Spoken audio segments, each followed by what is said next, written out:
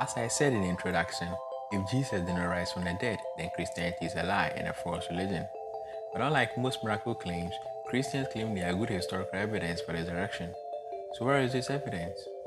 I've already said this. In making a case for resurrection, we will not assume the New Testament documents are inspired or accurate in every detail. Instead, we will only be arguing from facts that are widely accepted by a majority of scholars and have good evidence to infer they are true. This means even if the rest of the New Testament are fabrications, we will not show these facts are false. One tiny little thing. Before I get into those facts, I would like to explain an additional criteria historians use to infer authenticity. In my first video, I talked about the early and multiple independent attestation and the enemy attestation criteria. If you haven't watched my earlier video on Jesus' existence, I suggest you do for better understanding. There will be a link in the description for the video. The new criteria I'd like to introduce is called the principle of embarrassment. As Dr. Licona explains, an indicator that an event or a saying is authentic occurs when a source will not be expected to create a story because it embarrasses its cause and weakens its position in arguments with opponents. Suppose there is an accident, a red car and a blue car and a crash. The cause of the accident being one of the drivers ran the red light. The police officer asks both drivers if they have previously disobeyed a traffic signal. The driver of the red car says no. The driver of the blue car admits that he has caused an accident 10 years ago because he ran a red light.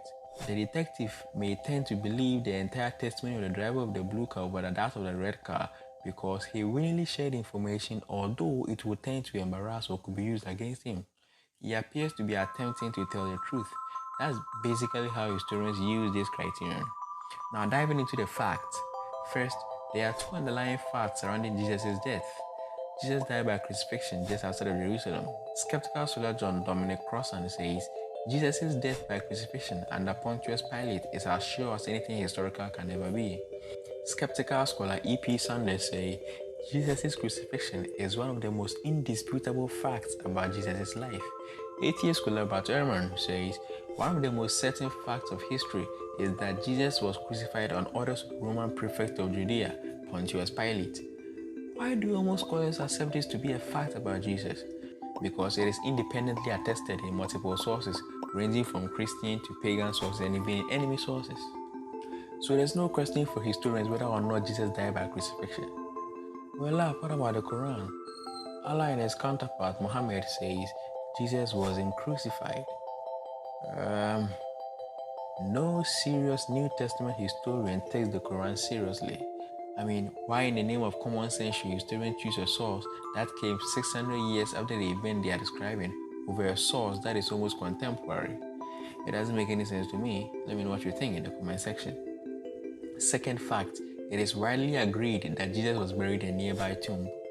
There are multiple attestations from early sources from Mark and Paul, and even Josephus agrees that crucified victims were allowed to receive proper burials. Jewish laws demanded that even foreigners and criminals had to be buried. We even have archaeological evidence that demonstrates this as well. The burial of Jesus also meets the criteria of embarrassment, since the disciples have to admit they couldn't afford their own tomb to bury Jesus, but had to use the tomb of a member of the court who had just executed him. There are just too many facts to simply throw away. As John Robinson notes, the burial is one of the earliest and best attested facts about Jesus. We'll come back at this later and discuss it more. If both of these facts are true, then Jesus will still be dead in the grave. The biggest question is, what happens next? What caused Christianity to explode out of Jerusalem and became the world's greatest religion? There have been a wide variety of theories proposed in order to explain what took place 3 days after Jesus was buried. In this video, I'll be talking about the most popular and then general theories to see which best explains the available data. The first theory is the mythic or legend theory. This is probably the popular theory for street skeptics. It argues that all the events and miracle claims of Jesus were made up at a later time and were not from early eyewitnesses. The disciples never claimed Jesus rose from the dead, and it was later Christians who made this stuff up. The second kind of looks like the mythic theory. It's called the conspiracy theory. It argues that the disciples made up the story of Jesus rising from the dead. They simply lied about it for their own gain. The third is the hallucination theory. This comes in many variations and is probably the popular theory among New Testament scholars today. It argues that after Jesus' death, the disciples were in so much grief and they had hallucinations or visions that Jesus had risen from the dead. and that caused them to think he was alive again. And finally, the resurrection theory, which basically says Jesus indeed rose from the dead, and the disciples believed it because they witnessed it.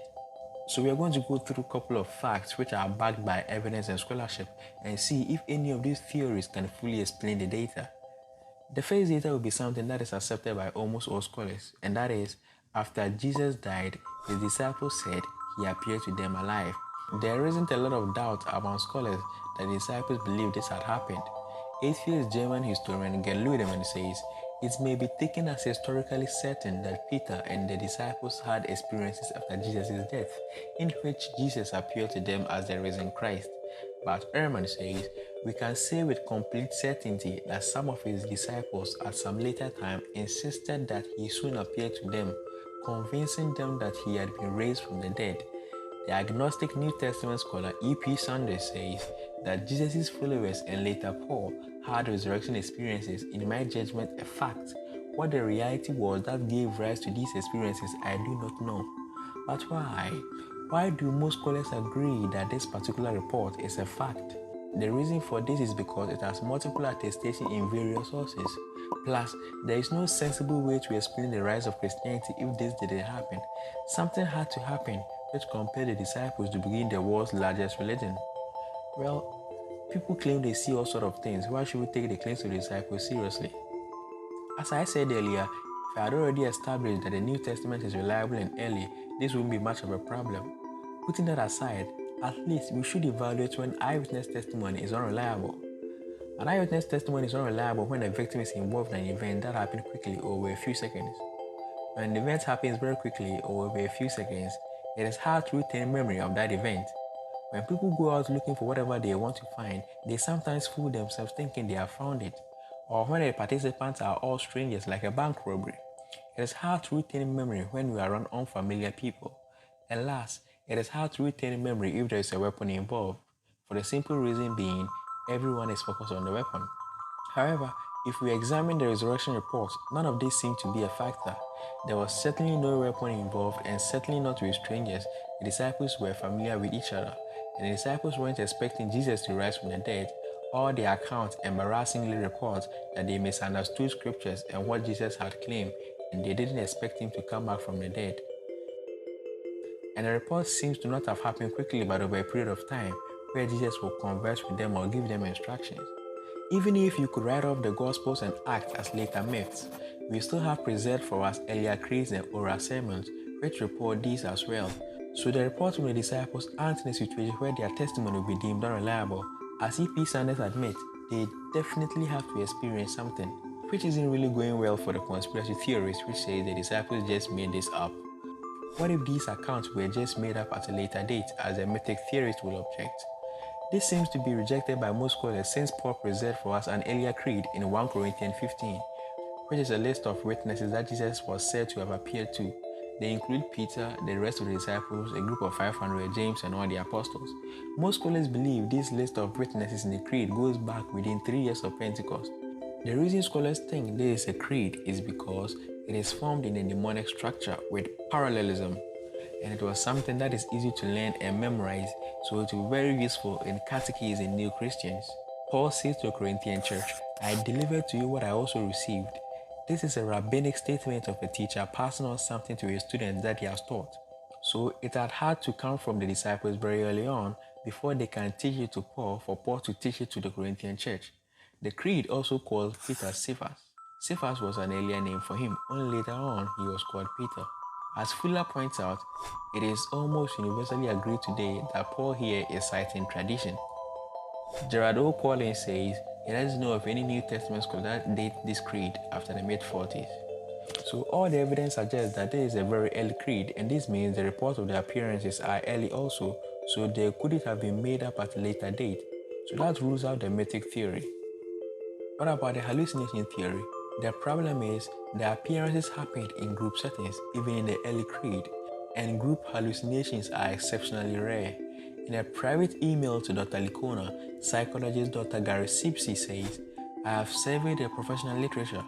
written by psychologists, psychiatrists, and other relevant healthcare professionals during the last 2 decades, and have yet to find a single documented case for a group hallucination, an event for which more than one person purportedly shared in a visual or other sensory perception where there was clearly no referent. So there's not a lot of scientific evidence that back up group hallucinations. Peer-reviewed work on hallucinations reports that hallucinations most often manifest in one sensory mode, such as auditory or visual, and multi-mode hallucinations are exceptionally rare. So it's either you think you are hearing something but you are not, or you think you are seeing something but there is nothing there. But the appearances of Jesus feature both these elements, making the hallucination theory exceptionally improbable to explain this fact. For the hallucination theory to explain this fact, all of the disciples would have to be experiencing multi-mode hallucination where all of them heard Jesus giving the same instruction. Some of them even touched him. And remember, this didn't happen just once. It's happened over a period of time. And all of these while they were still hallucinating. Really? Again, even if you want to throw away the Gospels, there are still early creeds that report these group appearances. According to C.H. Dodd, the creeds found in Acts are early because they lack influence from Pauline theology or vocabulary. They contain high degree of Semitism, likely originally Aramaic. They lack resemblance to the original written elements of Acts and Luke, meaning they likely predate Acts and seem to be very Aramaic speeches. So the reports are very early, appearances in group settings, multi-sensory. These appearances were not interpreted to be spiritual. It occurred over a period of time. There was no expectation or excitement. Hallucinations with these elements are so improbable, it would have to be a miracle to cause one. It fails to account for this very fact. What about the conspiracy theory? Despite the early fact, we mentioned how the reports about resurrection appearances did not match factors that make testimonies unreliable. It will be very hard to explain how the Christians held such a wild conspiracy with so many people involved. However, if we are to go by only the appearances themselves and no other data to look at, I think it's fair to accept this theory could explain this fact, even though it seems like a stretch. Finally, the resurrection theory can also explain this data. If Jesus did rise from the dead, reporting physical appearances makes perfect sense. The next piece of data is appearances to skeptics. It is almost unanimously accepted that James and the brothers of Jesus were not his followers before his crucifixion. As the atheist historian LDIM says, James had no religious link with his brother during Jesus' lifetime. It is also unanimously accepted that Paul was an enemy of the church originally and later convert. The reason for almost all scholars holding these two as fact is because they are multiply attested and also meet the principle of embarrassment. Let me allow Dr. Gary Habermas to explain further. Critics draw their conclusion regarding James' prior unbelief not only from the multiple independent sources that attest this, but also based on the embarrassment that such unbelief would have caused. It is highly unlikely that the early church would include these comments about one of its chief leaders and one of Jesus' own family members as well, unless they were true. Helmut Kuster agrees that Jesus also appeared to James cannot very well be questioned. Reginald Fuller concludes that even if Paul had not included the early confession that recalls Jesus' appearance to James, we should have to invent one in order to account for both James' post-resurrection conversion and the subsequent speed of his promotion to a weighty leadership position in the early church. John Shelby. No, not a Peaky Blinder. This John Shelby. John Shelby's poem is the one that sums up this best. We can be certain of the fact that the brothers of Jesus were not impressed. They were not followers of Jesus during his lifetime. They were scoffers, cynics, suspicious of Jesus' sanity, but something happened. Look at James before Easter. Look at James after Easter. What caused a change that was this dramatic? That is the question. What really happened that turned these enemies into believers? Did they lie about it like the conspiracy theories would suggest? I think the question should be, why on earth would they have done such a thing? The early church was a small, persecuted and hated minority with a Messiah who is just shamefully crucified as a criminal and was too poor to afford his own tomb. Jesus had dishonored the family and James was already opposed to him. Why would James suddenly feel the need to make up appearances of Jesus' resurrection if there was nothing to gain but only shame and dishonor? Paul also had no reason to lie. He was a top donor at the moment, a prominent leader on the rise and making a name for himself while persecuting the church. He had everything running smoothly for him. Why in the name of common sense would he suddenly have the urge to leave all that and join the persecuted minority he had already hated? Such a sudden conversion he knew to be a lie would take a miracle in itself. So the conspiracy theory fails drastically to account for this fact. Were these stories made up at a later date? Well, the legend theory will have a hard time explaining this fact, since the reports are coming from creeds that is very early and it makes no sense for reporters to lie, as we just discussed. What if they were hallucinating? As we have seen earlier, hallucination is likely to occur if there is expectation or the person is in deep grief. James may have been in grief for the loss of his brother, but he didn't believe he was Lord and would never have expected or even considered a physical resurrection, since a dying and rising Messiah was not part of Second Temple Judaism beliefs. As scholar Mike Licona says, James and his brothers would have regarded their dead brother as a heretic, rather than rush to Jerusalem and be caught up in a group ecstasy. It seems more likely that Jesus' execution as a criminal and a blasphemer would have supported their continued unbelief rather than their conversion. The plausibility of Paul having hallucinations is even far lower than James, since hallucinations usually happen to people who are expecting or grieving over a dead loved one. None of that would have been the case for Paul, nor would a mere vision cause a sudden conversion.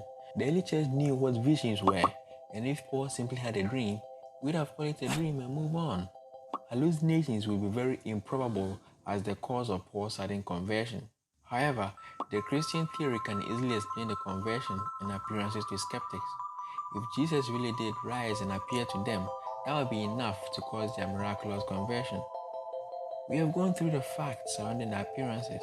This is just half of the battle. There are more additional facts to add to it. Episode 3 is incoming, and don't forget to subscribe and hit that notification icon for a quick notification when it's released. And come hang out with me on social media.